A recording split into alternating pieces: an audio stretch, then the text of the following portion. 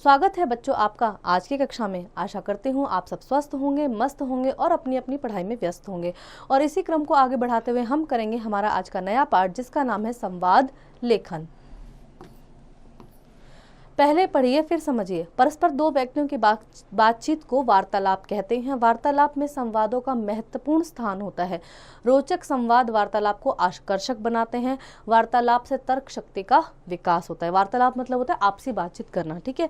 संवाद लिखते समय निम्नलिखित बातों का विशेष ध्यान रखना चाहिए। इसे भी जानो, संवादों में स्वाभाविकता होनी चाहिए।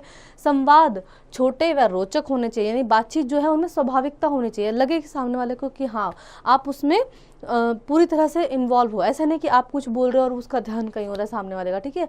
छोटे वाक्य होने चाहिए। ज़्यादा बड़े वाक्य से हम कंफ्यूज भी हो जाते हैं और समझ में भी नहीं आता, ठीक है। सहज एवं सरल भाषा का प्रयोग करना चाहिए। यहाँ संवाद लेखन के कुछ उदाहरण दिए गए हैं, ये ध्यान पूर्वक पढ़िए और समझिए।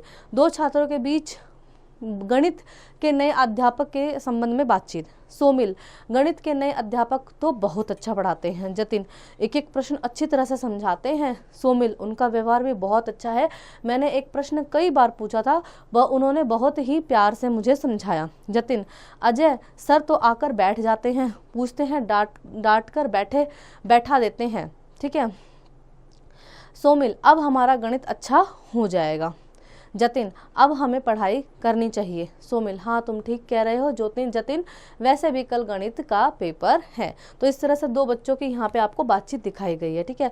अब एक घायल गिलहरी की देखभाल के बारे में भाई बहन संवाद कर रहे हैं। विवान कह रहे हैं, अरे इस गिलहरी को तो बहुत चोट लगी है। काव्या, लगता है किसी बड़े पक्षी ने घायल कर दिया। विवान, हाँ ऐसा ही लगता है। काव्या, इसे पानी और दवाई की आवश्यकता है। विवान मैं लेकर आता हूँ। काव्या, हम इसे घर में ही ले आते हैं। विवान, हाँ वहाँ यह सुरक्षित भी रहेगी।